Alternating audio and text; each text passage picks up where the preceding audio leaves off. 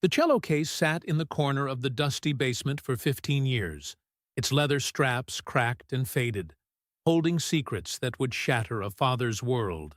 When Thomas Henderson finally decided to open his missing daughter's instrument in 1990, the last thing he expected to find was the key to her disappearance, and evidence of something far more sinister than anyone had imagined. Before we dive into this mystery, please like, subscribe to the channel, and comment on what you think happened. Your opinion could be the key to understanding this story.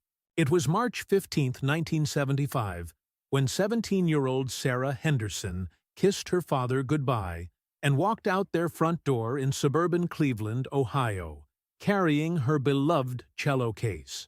The morning air was crisp, filled with the promise of spring, and cherry blossoms lined Maple Street like pink snow. Sarah's fingers, still stained with rosin dust from her morning practice, gripped the leather handle tightly.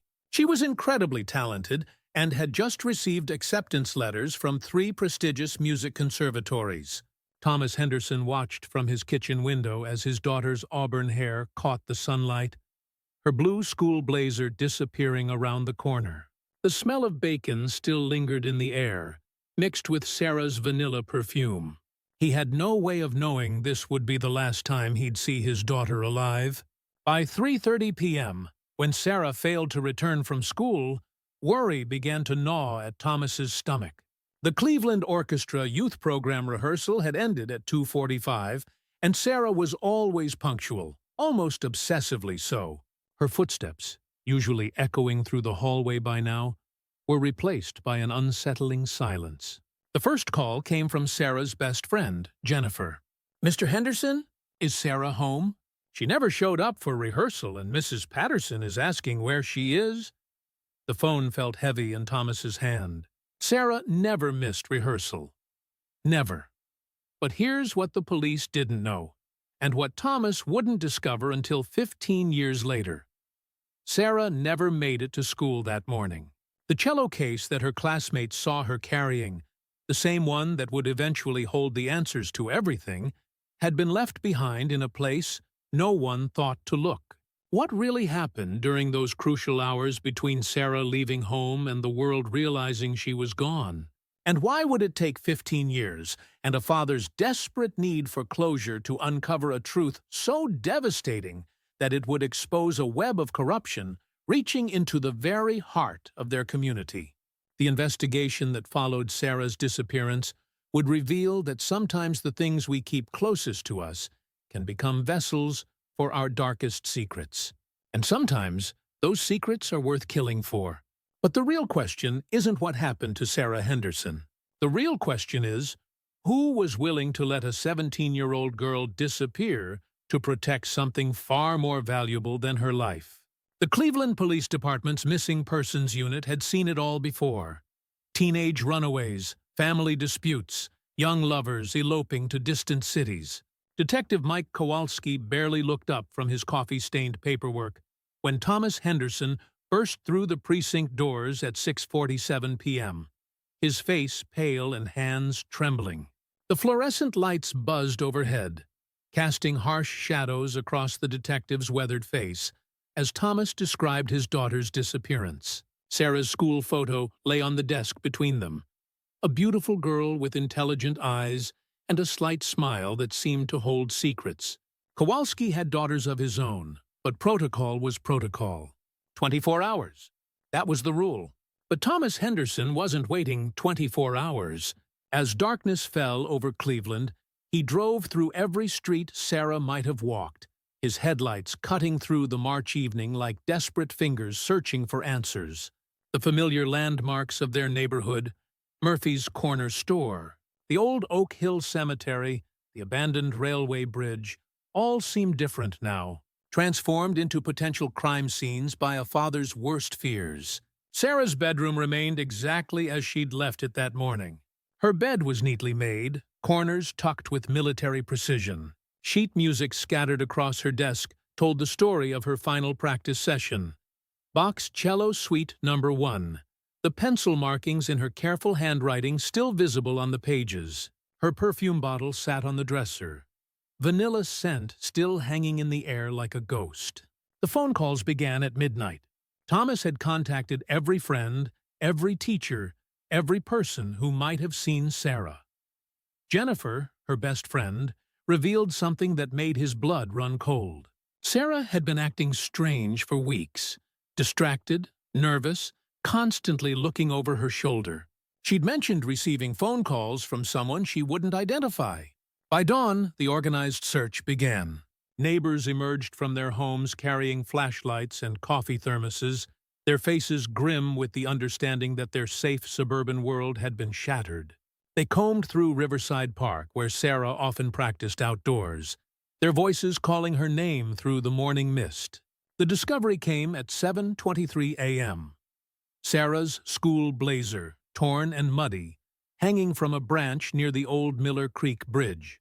The sight of that familiar blue fabric, now stained and abandoned, sent a collective shiver through the search party.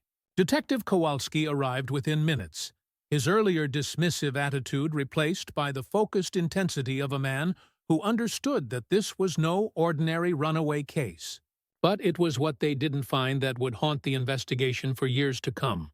No Cello case, no signs of struggle at the bridge, no witnesses, despite the bridge being a popular shortcut for students walking to Cleveland Heights High School.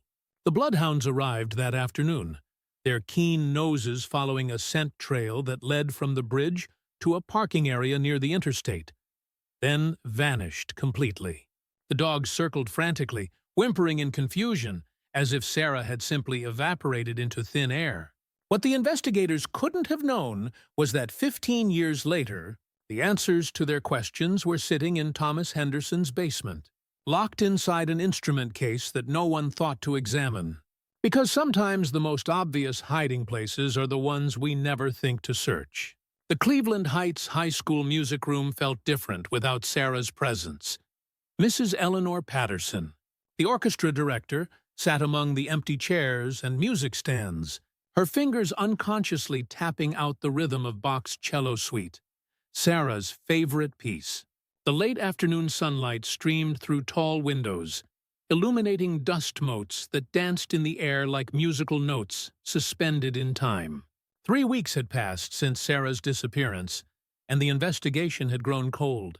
Detective Kowalski's visits to the school had become routine, each interview revealing little more than the previous one. But Mrs. Patterson harbored a secret that gnawed at her conscience with each passing day, something she'd witnessed in the weeks before Sarah vanished. The music room had always been Sarah's sanctuary. She would arrive early each morning, her cello case in hand, and practice with a dedication that impressed even her seasoned teacher. But in those final weeks, Sarah's routine had changed.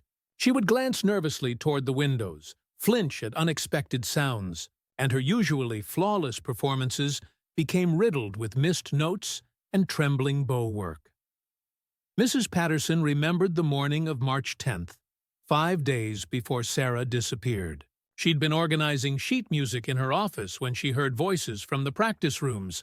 Sarah's voice, strained and frightened, mixed with a deeper, older male voice she couldn't identify. The conversation was muffled, but the tone was unmistakably threatening.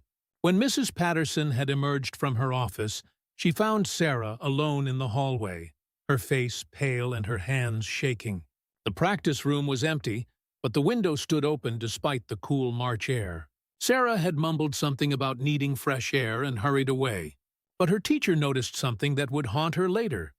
Sarah kept checking the hallways behind her, as if expecting someone to follow.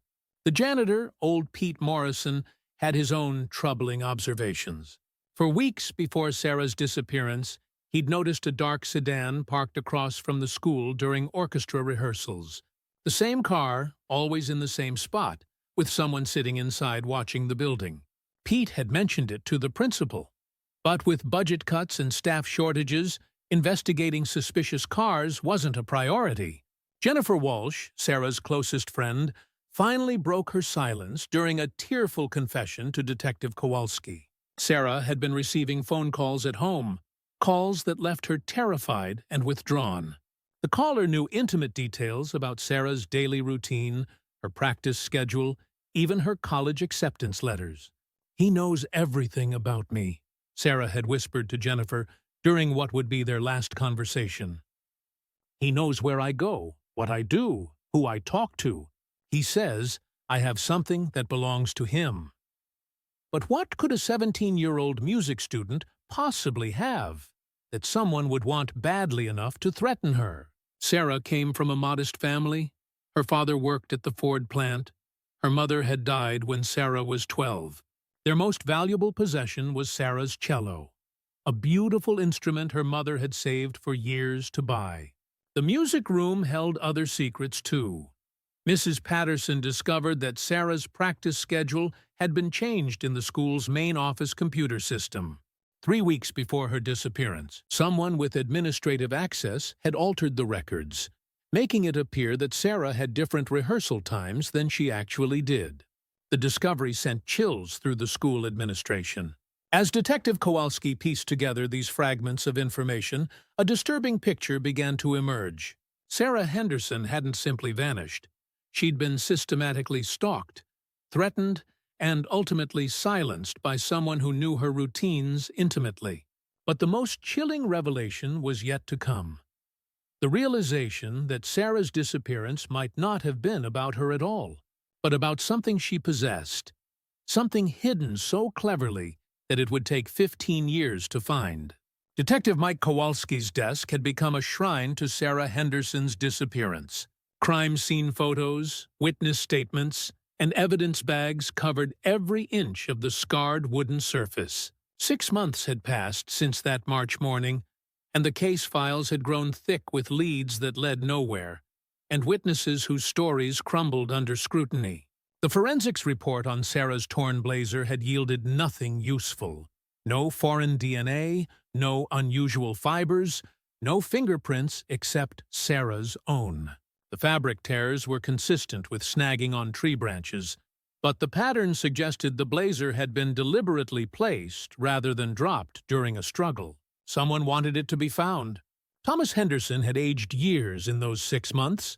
His once neat appearance had given way to rumpled clothes and hollow eyes that spoke of sleepless nights spent walking Cleveland's streets, searching for clues the police had missed. He visited the precinct weekly, bringing new theories, new possibilities, new desperate hope that quickly dissolved under professional scrutiny. The breakthrough came from an unexpected source. Maria Santos, a night shift cleaner at Cleveland Heights High School, approached Detective Kowalski with information she'd been afraid to share. 3 weeks before Sarah's disappearance, she'd witnessed something troubling while cleaning the administrative offices after hours. A man in an expensive suit had been in Principal Watson's office at 11 p.m., going through student files with apparent authority. When Maria questioned his presence, he'd shown her what appeared to be official identification and claimed to be conducting a security audit. But something about his demeanor had frightened her. The way he'd watched her with cold, calculating eyes, as if measuring whether she posed a threat. Principal Watson vehemently denied giving anyone access to student files, and no security audit had been scheduled. The realization that someone had gained unauthorized access to sensitive student information sent shockwaves through the school district. But which files had been accessed, and why? The dark sedan that janitor Pete Morrison had observed was traced through traffic camera footage to a rental agency downtown. The car had been rented with cash and false identification that led to a dead end.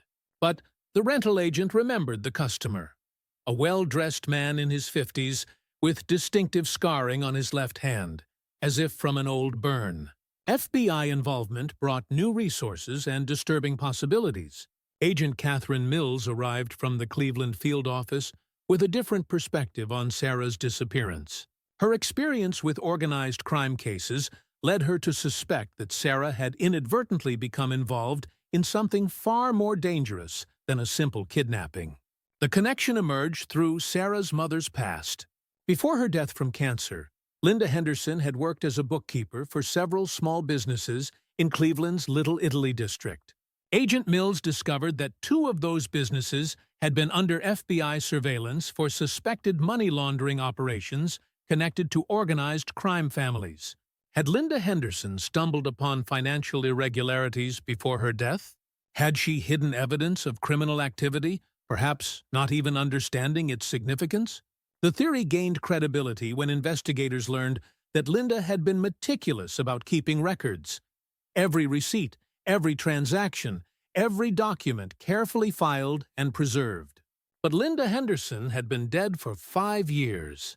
If she had hidden evidence, where would it be? Thomas insisted that he'd gone through all of her belongings after the funeral, keeping only sentimental items and donating the rest. There were no mysterious documents, no hidden papers, no evidence of wrongdoing. The investigation had reached another dead end, but Agent Mills wasn't convinced. In her experience, the most valuable evidence was often hidden in the most unlikely places. And sometimes, the answers to today's crimes lay buried in yesterday's secrets. As autumn leaves began to fall in Cleveland, the case was quietly reclassified from an active investigation to a cold case file. But Detective Kowalski kept Sarah's photo on his desk, and Thomas Henderson kept searching. Neither man could have imagined that the answers they sought were sitting in a basement just miles away, waiting in silence for 15 more years to pass. 2 years had transformed the Henderson house from a home filled with music into a mausoleum of memories. The grandfather clock in the hallway had stopped working the week after Sarah disappeared, its hands frozen at 3:47, the exact time Thomas had first realized his daughter wasn't coming home. He never bothered to fix it. Detective Kowalski's visits had become increasingly infrequent. The Sarah Henderson case file now resided in a gray metal cabinet alongside hundreds of other unsolved disappearances, each folder representing a family's shattered world. But Thomas Henderson refused to let his daughter become just another statistic. The private investigator Thomas hired with his life savings was a former Cleveland police detective named Ray Murphy. Murphy had a reputation for taking on hopeless cases and occasionally finding threads that professional investigators missed. His office, cluttered with case files and empty coffee cups, became Thomas's second home. Murphy's investigation uncovered disturbing patterns. In the 2 years since Sarah's disappearance, 3 other young women from the greater Cleveland area had vanished under similar circumstances. All were talented students with bright futures. All had been receiving mysterious phone calls before disappearing. All left behind personal belongings that seemed deliberately placed to be found. But these disappearances had occurred in different jurisdictions, handled by different police departments with limited communication between agencies.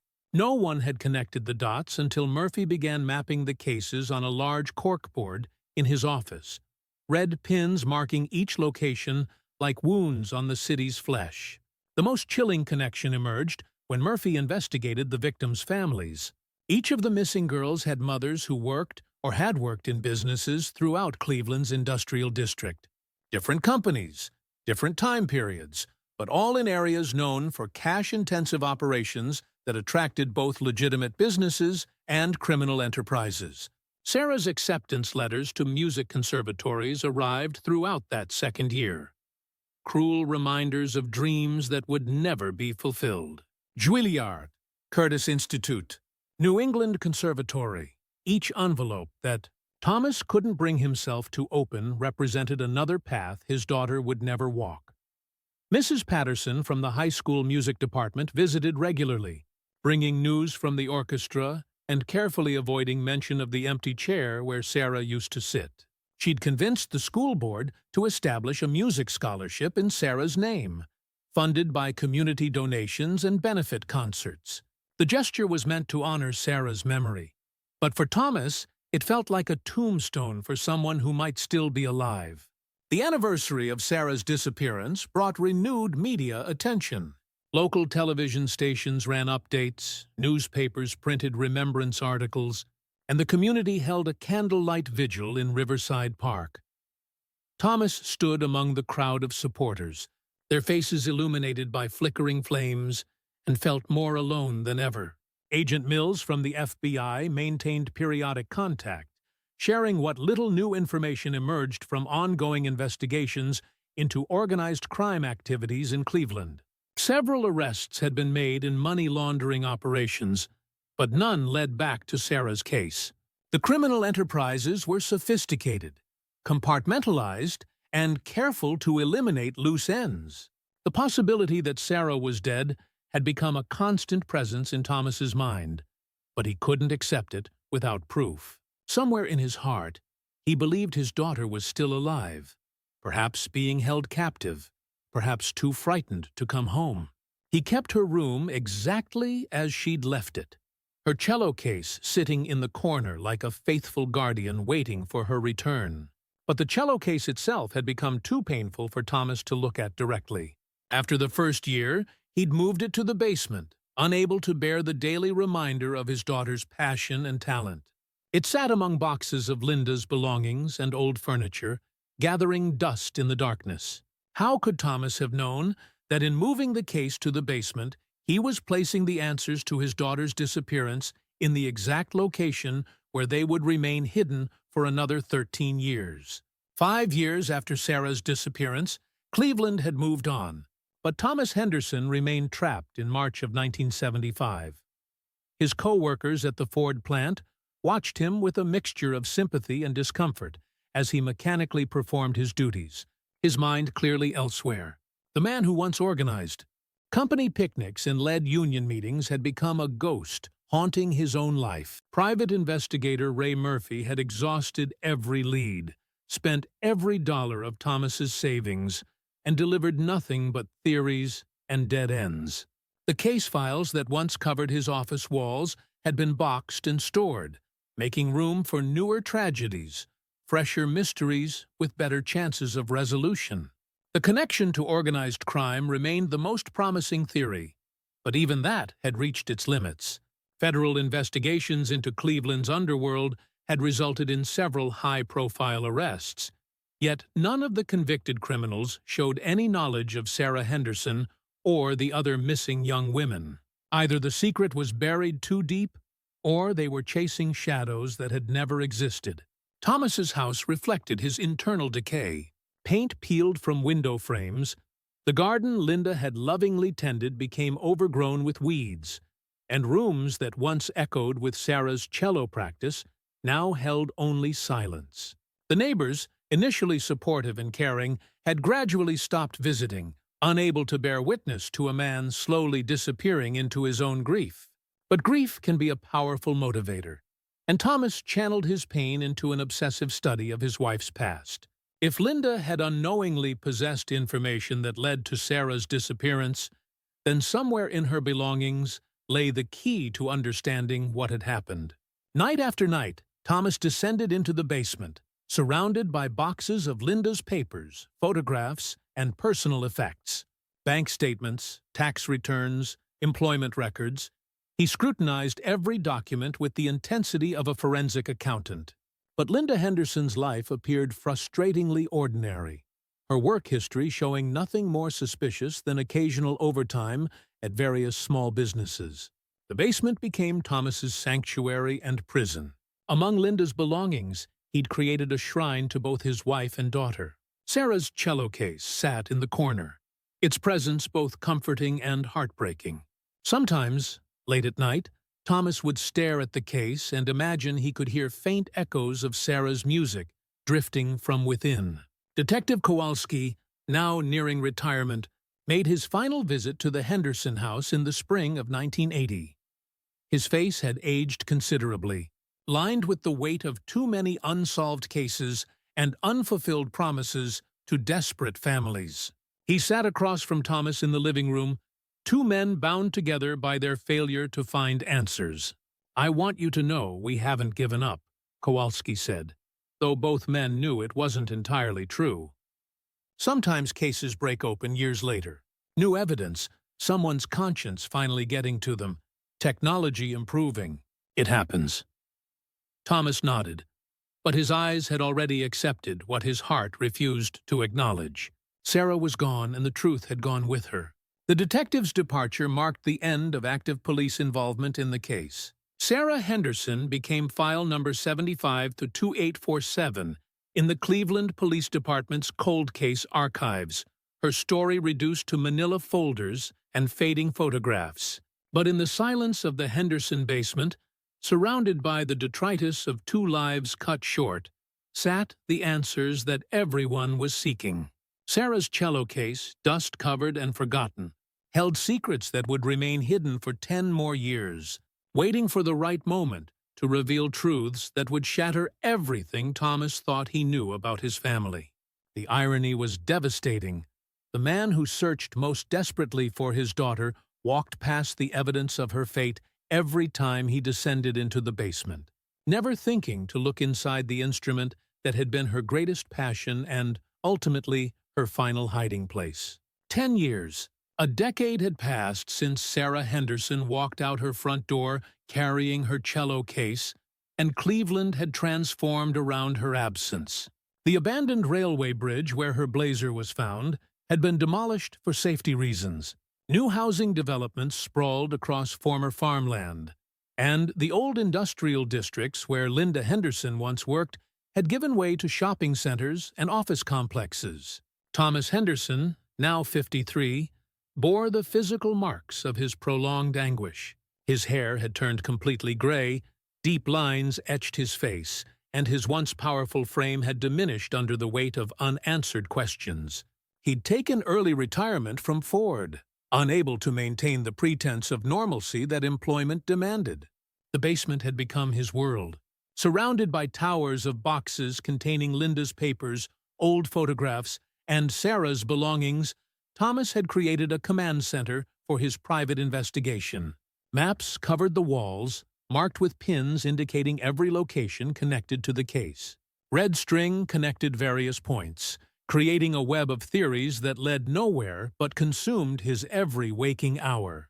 Local newspapers occasionally ran anniversary articles about Sarah's disappearance, usually featuring the same school photo and rehashing the same scant details. Thomas kept every clipping in a scrapbook, though the repetitive coverage offered no new insights. The story had become Cleveland folklore, the talented girl who vanished without a trace, a cautionary tale parents shared to keep their children vigilant. New detectives had been assigned to cold cases over the years, and each reviewed Sarah's file with fresh eyes and diminishing hope. Technology had advanced significantly since 1975, but without physical evidence or credible witnesses, even sophisticated investigative tools couldn't resurrect dead leads. The case remained as mysterious as ever. Thomas's health had begun to deteriorate. Years of poor nutrition, irregular sleep, and chronic stress had taken their toll. His doctor warned of high blood pressure and recommended counseling for depression, but Thomas couldn't imagine life without his search for Sarah. The investigation had become his reason for existence, and abandoning it would feel like abandoning his daughter all over again. The cello case had become a fixture in the basement, its presence so constant that Thomas barely noticed it anymore.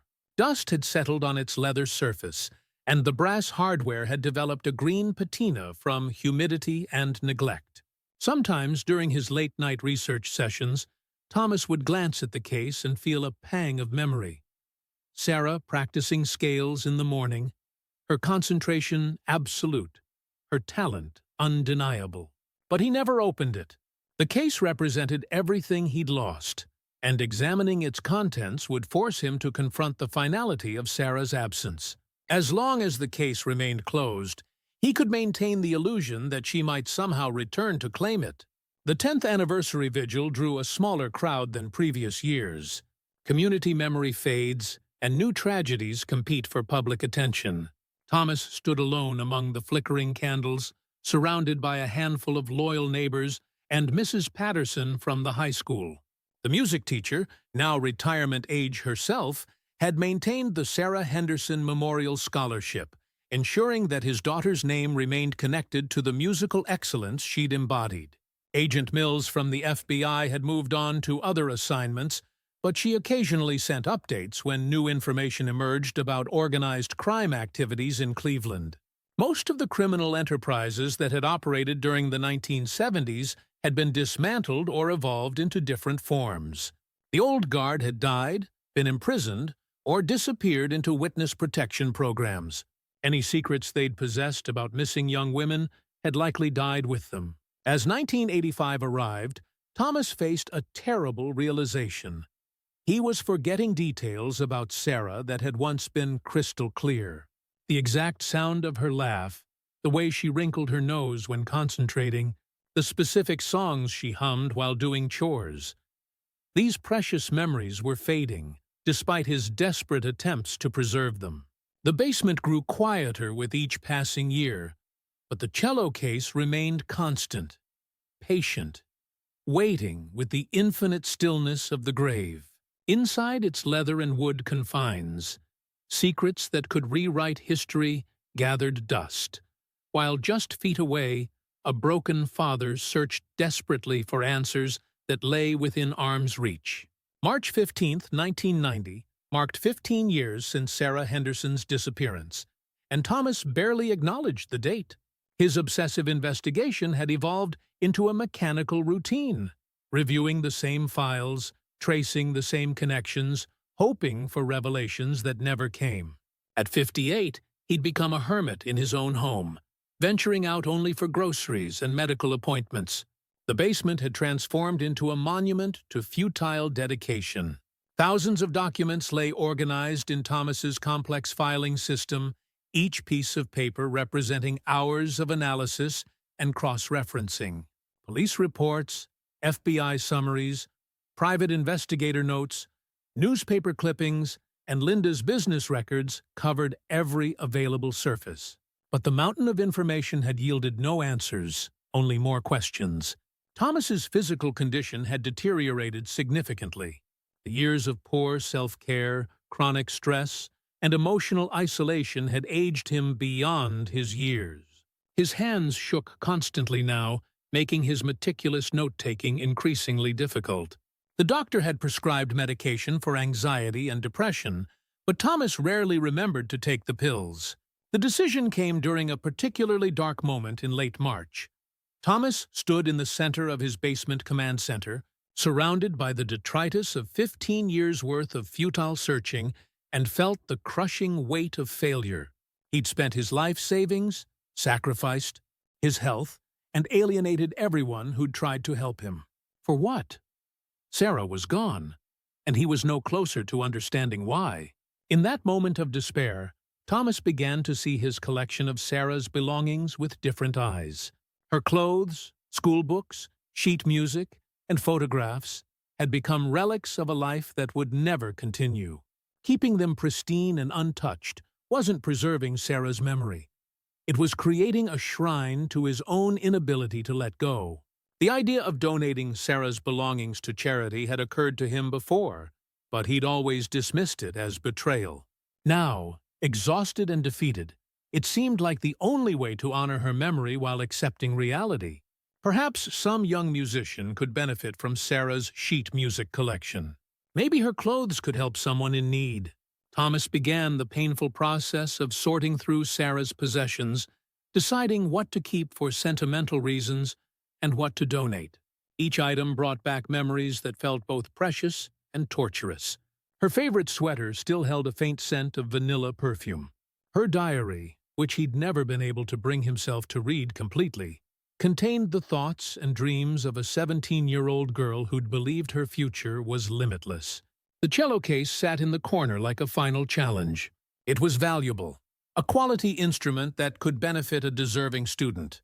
But it was also Sarah's most treasured possession, the vehicle for her extraordinary talent. Thomas approached the case several times, his hand reaching for the latches, only to pull back at the last moment. Finally, on a gray afternoon in early April, Thomas made his decision. He would donate the cello to the high school music program, where Mrs. Patterson could ensure it would be used by students who shared Sarah's passion. It seemed fitting, a way for Sarah's music to continue even though she couldn't. Thomas carried the case upstairs from the basement, surprised by how heavy it felt after sitting motionless for 15 years. He placed it on the kitchen table and stared at the familiar brass latches, remembering countless mornings watching Sarah prepare for school, her movements efficient and practiced as she secured her instrument for transport. His fingers trembled as he reached for the first latch. The mechanism was stiff from years of disuse, but it eventually gave way with a soft click that seemed unnaturally loud in the silent house. The second latch opened more easily, and Thomas found himself staring at the closed case, knowing that opening it would force him to confront 15 years of carefully maintained denial. What he found inside would change everything he thought he knew about his daughter's disappearance, his wife's past, and the true reason Sarah Henderson had to die. But in that moment, with his hand poised above the case lid, Thomas had no idea that he was about to discover the most devastating conspiracy in Cleveland's history, one that reached into the highest levels of power and explained why a 17-year-old girl had been deemed too dangerous to live. Thomas lifted the lid of Sarah's cello case with the reverence of a man opening a coffin. The familiar sight of his daughter's instrument should have brought comfort, but instead, he felt an immediate wrongness that made his skin crawl. The cello's beautiful wooden surface was exactly as he remembered, but something was different about the case's interior. The velvet lining that had once been pristine now showed wear patterns that didn't match Sarah's careful handling of her instrument. Along the edges of the case, barely visible unless one knew to look, were small holes that hadn't been there before, perfectly round punctures that suggested the case had been modified by someone with precision tools and specific intent.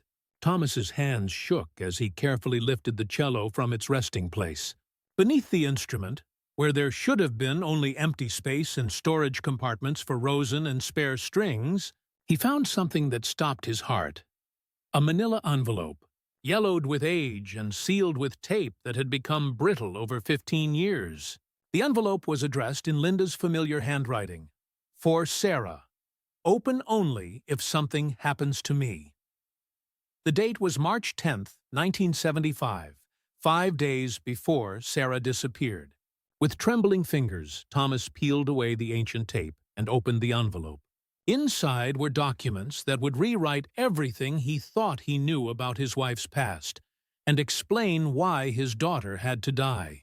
The first document was a letter in Linda's handwriting, dated the night before Sarah's disappearance. My dearest Sarah, if you are reading this, then my worst fears have come true. The men I worked for discovered what I've been doing, and I won't live to protect you.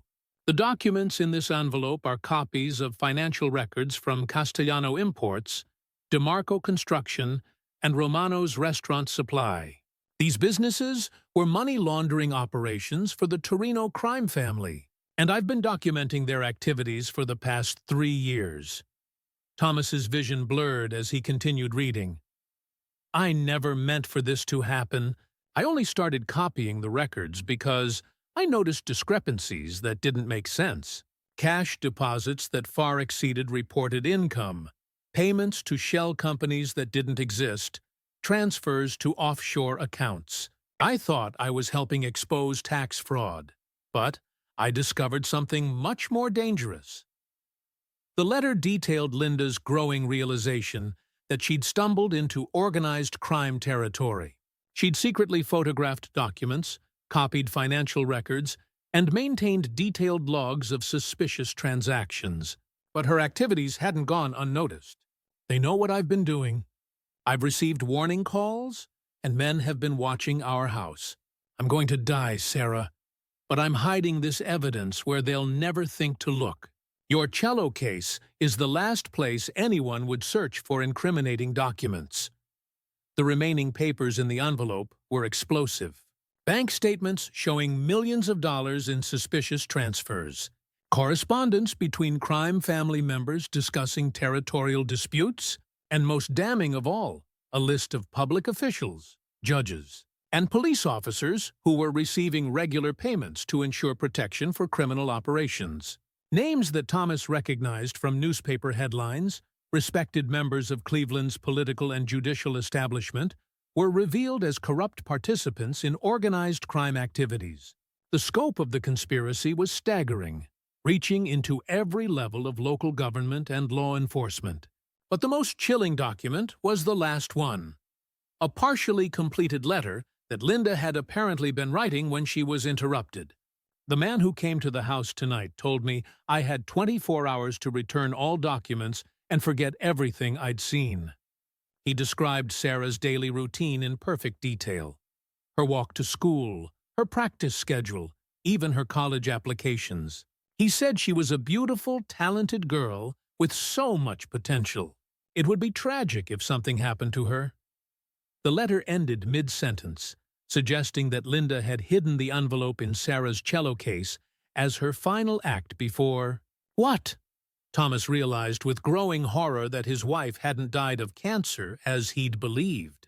She'd been murdered to silence her.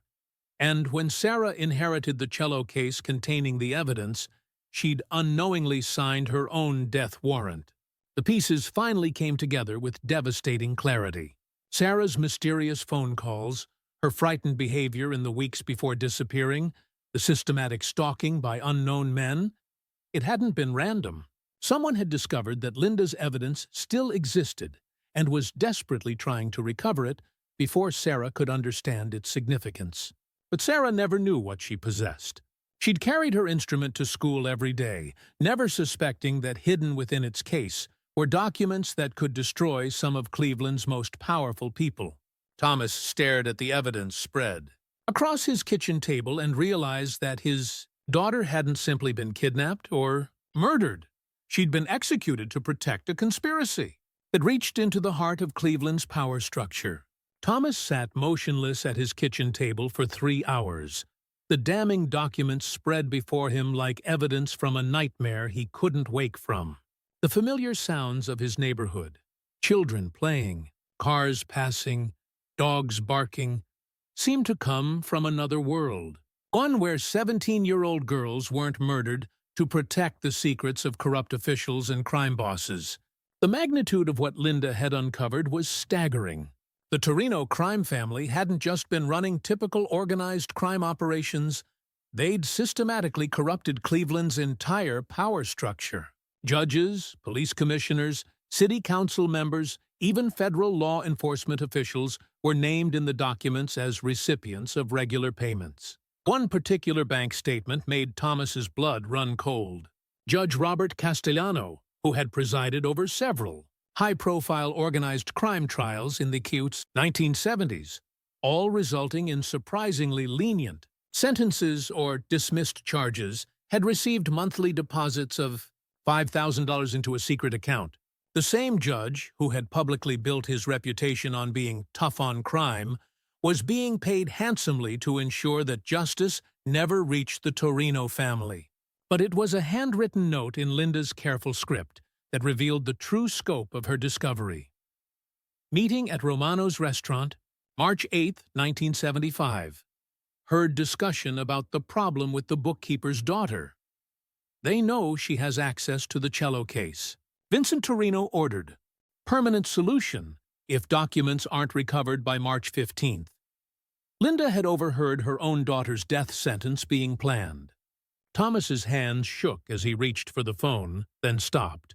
Who could he trust with this information? Linda's documents implicated police officers, FBI agents, and prosecutors. The very people who were supposed to investigate Sarah's disappearance might have been the ones responsible for it. The weight of 15 years of misdirected investigation crashed down on him. Every false lead, every dead end, every frustrating lack of progress suddenly made sense. The investigation had been sabotaged from within by the very officials who were supposed to be seeking justice. Sarah's case had been allowed to go cold because solving it would have exposed the most powerful corruption conspiracy in Cleveland's history. As darkness fell outside his kitchen window, Thomas made copies of every document, using his old office photocopier in the basement. If something happened to him, the evidence needed to survive. He sealed the copies in waterproof containers and hid them in different locations throughout his house, following Linda's example of distributing risk. The original documents went back into the cello case, hidden beneath the instrument exactly as Linda had placed them. Thomas understood now why his wife had chosen this hiding place. Who would think to search a teenager's musical instrument for evidence of organized crime activity? But with knowledge came danger. If the people responsible for Sarah's death discovered that the evidence still existed, Thomas would become the next target. The same forces that had silenced Linda and Sarah wouldn't hesitate to eliminate him if they perceived him as a threat. Sleep was impossible that night. Thomas sat in his living room with the lights off, watching the street for any signs of surveillance. Every car that passed slowly, every pedestrian who paused too long, every unexpected sound made his heart race. For the first time in 15 years, he truly understood the fear that Sarah must have experienced in her final weeks. The next morning brought a terrible decision. Thomas could take the evidence to the media, hoping that public exposure would provide protection and demand justice. But the documents were 15 years old, and many of the people they implicated might be dead or retired. Would anyone care about crimes from the 1970s, when Cleveland had moved on to new scandals and fresh tragedies? Alternatively, he could approach federal authorities, hoping to find honest agents who weren't mentioned in Linda's corruption files. But how could he verify their integrity? How could he know which officials could be trusted when the conspiracy had reached so deeply into law enforcement? As Thomas wrestled with these impossible choices, he noticed something that made his blood freeze. A dark sedan was parked across the street from his house, exactly where neighbors never parked because of the fire hydrant. The same type of car that had been spotted watching the high school before Sarah's disappearance. They were already watching him, 15 years after Linda Henderson had died trying to expose their secrets, and 15 years after Sarah Henderson had paid the ultimate price for her mother's courage. The conspiracy was still active, still dangerous, and still willing to kill to protect itself. Thomas realized with chilling clarity that opening Sarah's cello case hadn't just revealed the truth about his family's destruction, it had signed his own death warrant. The dark sedan remained parked across from Thomas's house for 3 days, its occupants changing in 8-hour shifts with military precision. Thomas watched from behind curtains as different men took turns sitting in the driver's seat, their attention focused entirely on his front door. They weren't trying to hide their presence. They wanted him to know he was being watched. Sleep became impossible. Every creak of the old house, every sound from the street, every shadow that moved past his windows sent adrenaline coursing through Thomas's exhausted body. He'd lived with grief for 15 years, but this was different. This was the primal terror of a hunted animal who knows the predators are closing in. On the 4th morning, the sedan was gone, replaced by a city utility truck parked in exactly the same position. 2 men in coveralls worked methodically on telephone lines, their equipment spread across the sidewalk in a display of official purpose that fooled no one. Thomas understood the message. They could watch him under any guise, from any angle, with complete impunity. The phone calls began that afternoon. When Thomas answered, he heard only breathing for several seconds before the line went dead. The calls came every hour on the hour, a psychological torture designed to wear down his resistance and remind him that his privacy had been completely compromised. By evening, Thomas had made his decision. Staying in the house meant certain death, but running without a plan would only delay the inevitable. He needed to get Linda's documents to someone who could act on them, someone beyond the reach of Cleveland's corrupted power structure. Thomas remembered reading about an investigative journalist in Washington, D.C. named Rebecca Morrison, who had built her reputation exposing government corruption. Her articles in major newspapers had brought down senators and judges, and she was known for protecting her sources even when threatened with legal action. If anyone could safely handle Linda's explosive evidence, it would be someone with national reach and federal protection. The escape plan required careful timing. Thomas waited until 3 a.m., when surveillance teams would be at their least alert, then quietly exited through his basement window, a route he'd practiced during his years of late-night wandering through the neighborhood. The cello case was too large to carry inconspicuously, so he transferred the documents to a small backpack, along with copies of his own investigation notes. Cleveland streets felt alien and threatening in the pre-dawn darkness. Every parked car could hide watchers. Every alley could conceal an ambush. Thomas made his way to the Greyhound station downtown, using a circuitous route through residential neighborhoods where a lone pedestrian might blend into the urban landscape. The bus station's fluorescent lights and scattered collection of night travelers provided a brief sense of anonymity. Thomas purchased a ticket to Washington, D.C., under a false name, using cash he'd been hoarding for exactly this kind of emergency. The elderly clerk barely glanced at him, more interested in her crossword puzzle than in customers' identities.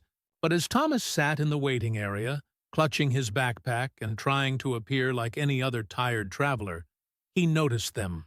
Two men in dark suits, standing near the entrance, their attention focused on every person who entered or exited the terminal. They'd anticipated his move and positioned themselves to intercept him. The realization hit Thomas like a physical blow. There was no escape. The conspiracy that had killed Linda and Sarah was too well organized, too deeply entrenched, and too ruthless to allow him to simply walk away with evidence of their crimes. They'd probably been tracking his movements since the moment he opened the cello case, waiting to see what he would do with his newfound knowledge. Thomas stood and walked toward the men's restroom, hoping to buy time while he considered his dwindling options. But halfway across the terminal, one of the watchers spoke into a small radio, and Thomas knew his time had run out. "Mr. Henderson," a voice called behind him. "We need to talk." Thomas turned to see a man in his 50s approaching, well-dressed and carrying himself with the confidence of someone accustomed to being obeyed. His left hand bore distinctive scarring, as if from an old burn, the same scarring described by the rental car agent 15 years earlier. "Partit. My name is Vincent Torino," the man said, close enough now that Thomas could smell his expensive cologne. "I believe you have something that belongs to my family." Standing in the harsh fluorescent light of the bus terminal, face to face with the man who had ordered his daughter's execution, Thomas Henderson understood that his 15-year quest for truth was about to end exactly where it had begun, with the Torino family's absolute determination to protect their secrets. But this time, they wouldn't be content with simply recovering the evidence. This time, they would ensure that no member of the Henderson family would ever threaten them again. Vincent Torino's smile never reached his eyes as he gestured for Thomas to follow him to a quieter corner of the bus terminal. His associates positioned themselves strategically, blocking exits while maintaining the appearance of casual travelers. Thomas had no choice but to comply, clutching his backpack as if it could somehow protect him from what was coming. 15 years is a long time to carry a burden, Torino said, his voice carrying the polished accent of someone educated in private schools but hardened by decades of criminal activity. "Your wife was a very clever woman, Mr. Henderson. Too clever for her own good." Thomas found his voice despite the fear that threatened to paralyze him. "She was trying to do the right thing." "The right thing," Torino repeated, as if tasting the words. "Your wife cost my family millions of dollars and nearly destroyed relationships we'd spent decades building. Do you know how many judges, prosecutors, and police officials had to be replaced because of her amateur detective work?" The casual admission of corruption sent chills through Thomas. This man was confessing to crimes that had shaped Cleveland's justice system for decades, speaking about murder and bribery as if discussing business expenses. "And your daughter," Torino continued, "sweet Sarah, such a talented girl. It broke my heart when I learned she'd inherited her mother's curiosity. If she'd simply turned over the documents when we asked politely, she could have lived a full life." "You murdered a 17-year-old girl," Thomas whispered, his voice breaking. "I protected my family's interests," Torino corrected. "Just as you're going to protect yours by giving me that backpack and forgetting this conversation ever happened." Thomas looked around the terminal, hoping to spot security guards or police officers who might intervene. But he realized with growing despair that Torino wouldn't have approached him in a public place unless he was completely confident in his control of the situation. "Here's what's going to happen," Torino explained with the patience of a man explaining obvious facts to a child. You're going to hand me those documents, and then you're going to return to your house and resume your quiet retirement. No more investigating, no more questions, no more threats to my family's privacy. And if I refuse? Torino's smile became genuinely warm, which made his next words even more terrifying. Then you'll join your wife and daughter, and my associates will spend the rest of the night ensuring that every copy of those documents is permanently destroyed. Your house will suffer a tragic electrical fire, I'm afraid. These old Cleveland homes are notorious for faulty wiring.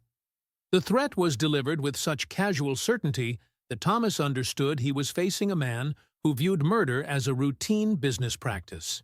How many people had Vincent Torino killed or ordered killed over the decades? How many families had been destroyed to protect his criminal empire? But in that moment of absolute terror, Thomas felt something unexpected. Relief. For 15 years, he tortured himself with unanswered questions about Sarah's disappearance. Now he knew exactly who was responsible and why she died. The uncertainty that had consumed his life was finally over. I want to know what happened to her, Thomas said quietly. I want to know how she died. Torino studied him for a long moment, perhaps recognizing something in Thomas's demeanor that suggested this was more than idle curiosity. She fought, he said finally. Your daughter had spirit.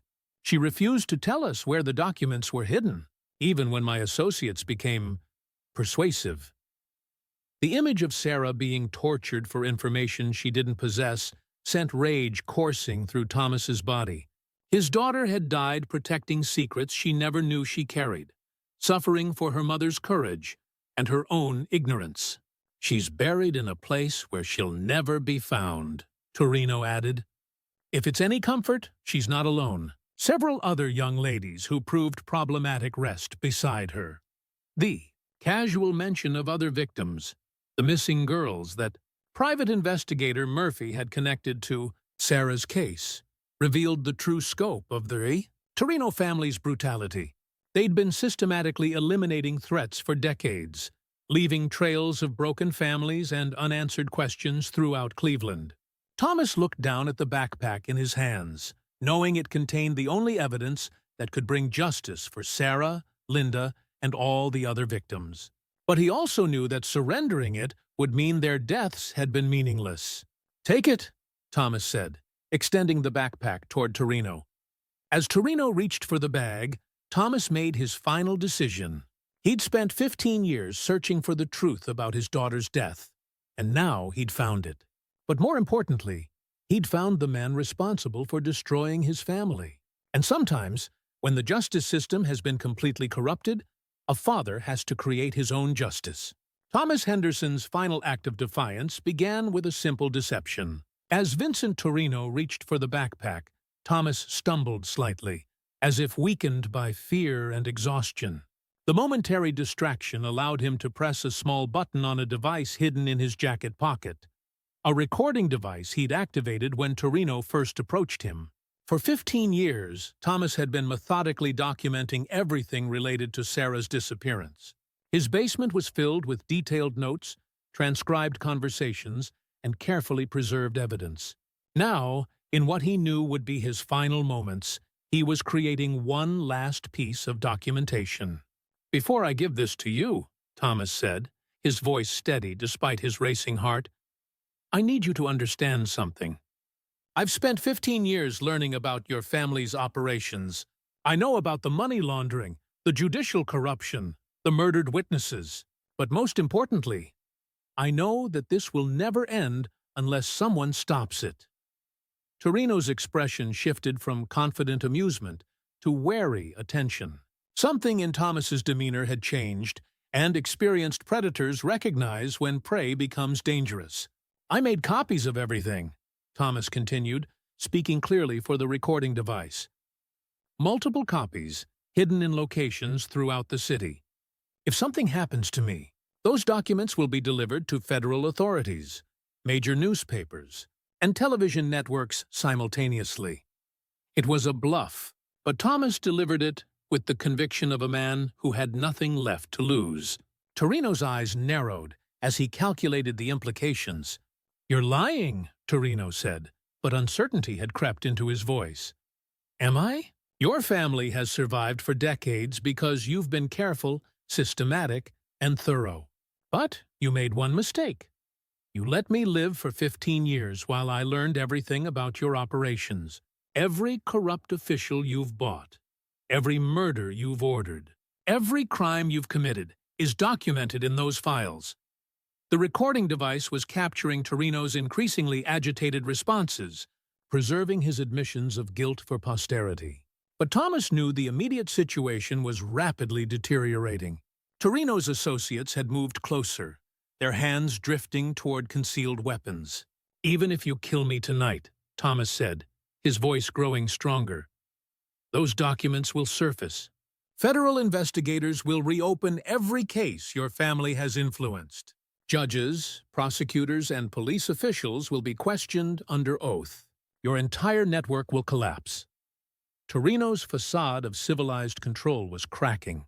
The man who had casually ordered Sarah's execution was beginning to understand that his empire of corruption was vulnerable in ways he'd never considered.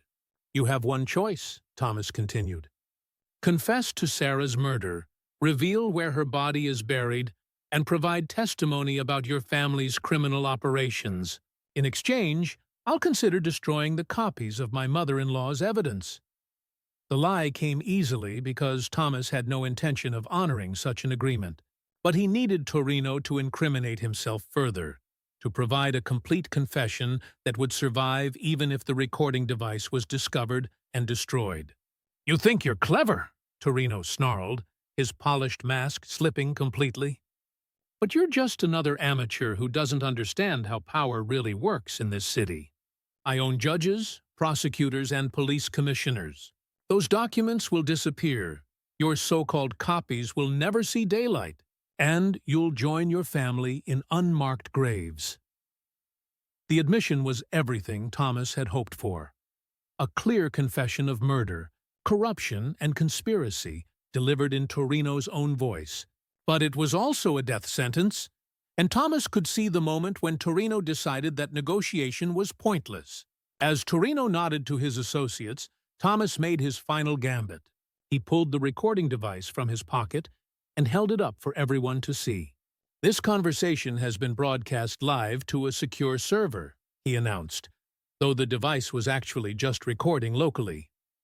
"Federal agents are already en route to this location." It was another desperate bluff, but it created enough confusion for Thomas to accomplish his real goal. He'd gotten Vincent Torino to confess to Sarah's murder on tape, providing the evidence that could finally bring justice for his daughter. The gunshots came a moment later, echoing through the bus terminal as panicked travelers screamed and scattered. Thomas fell to the floor, still clutching the recording device, as Torino's associates moved efficiently to secure the area. But as Thomas lay dying on the cold tile floor of the Cleveland Greyhound station, he felt something he hadn't experienced in 15 years. Peace. Sarah's killer had confessed, and even if the recording was destroyed, the truth had finally been spoken aloud. Vincent Torino stood over Thomas's body, searching for the recording device that had captured his confession.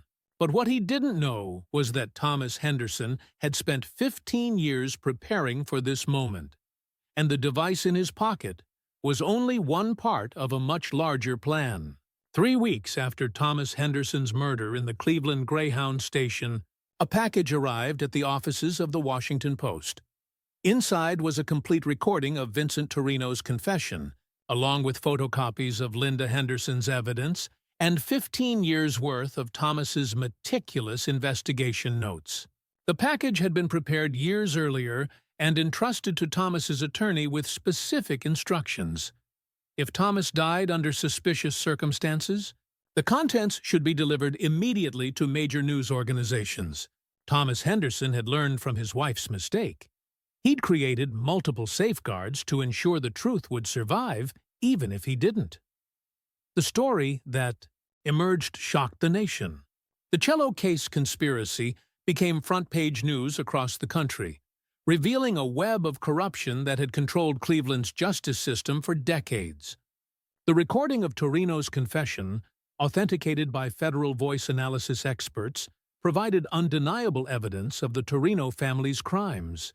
Within hours of the story's publication, federal agents raided locations throughout Cleveland. Vincent Torino was arrested at his suburban mansion, along with 14 associates and 7 public officials named in Linda Henderson's documents. The evidence was overwhelming, and even corrupt judges couldn't dismiss cases backed by such comprehensive documentation. The investigation that followed revealed the true scope of the conspiracy. Over 3 decades, the Torino family had systematically corrupted Cleveland's power structure, paying millions in bribes to ensure protection for their operations. At least 12 young women, including Sarah Henderson, had been murdered to protect these secrets. Sarah's body was found exactly where Torino had indicated during his confession, in a remote section of Cleveland's industrial district, buried alongside other victims in a makeshift cemetery that spoke to decades of callous brutality. Thomas's remains were interred beside his daughters, finally reuniting a family that had been torn apart by greed and corruption. Mrs. Eleanor Patterson, now retired from teaching, attended both funerals. She carried Sarah's original sheet music, the Bach cello suite that had been her favorite piece, and left it on the grave as a final tribute to the student whose music had been silenced too soon. The trials that followed were front-page news for months. Vincent Torino received multiple life sentences for murder, racketeering, and conspiracy. The corrupt officials named in Linda's documents were systematically prosecuted, their careers and reputations destroyed by their own greed. Judge Robert Castellano, who had taken bribes to fix organized crime trials, was found dead in his jail cell before his trial could begin. An apparent suicide that many suspected was actually the Torino family's final act of witness elimination. Cleveland's justice system underwent massive reforms. New oversight committees, ethics boards, and transparency requirements were implemented to prevent future corruption. The Sarah Henderson Memorial Foundation was established to support families of crime victims and fund anti-corruption investigations. But perhaps the most poignant outcome was the discovery made in Thomas's basement after his death. Hidden among his investigation files was a letter he'd written but never sent, addressed to Sarah. "My dearest daughter, I know you can't read this, but I need you to know that I never stopped searching for the truth. Your mother was trying to protect you when she hid that evidence, and you died protecting secrets you never knew you carried. I've spent 15 years learning to live with loss, but I never learned to live with injustice. Now, finally, the people responsible for destroying our family will face the consequences of their actions." The letter ended with a promise that Thomas had ultimately kept. "You will not be forgotten, and your death will not be meaningless." The cello case that had hidden the evidence for 15 years was donated to the Cleveland Orchestra, where it was displayed in the lobby alongside a plaque honoring Sarah Henderson's memory. Sometimes, visitors reported hearing faint echoes of beautiful music drifting from the empty case, as if Sarah's spirit had finally found peace. The conspiracy that began with Linda Henderson's discovery of financial irregularities had claimed 3 generations of a family, but their sacrifice had exposed corruption that might otherwise have continued for decades. In death, the Hendersons had achieved something they never could have accomplished in life. They had brought justice to Cleveland and ensured that other families would never suffer their fate. If this story left you as impacted as it did me, don't forget to like, subscribe to the channel, and comment your opinion below. Each comment is like a new piece that can help unravel other mysteries like this one. Sometimes the truth takes 15 years to surface, but it always finds a way.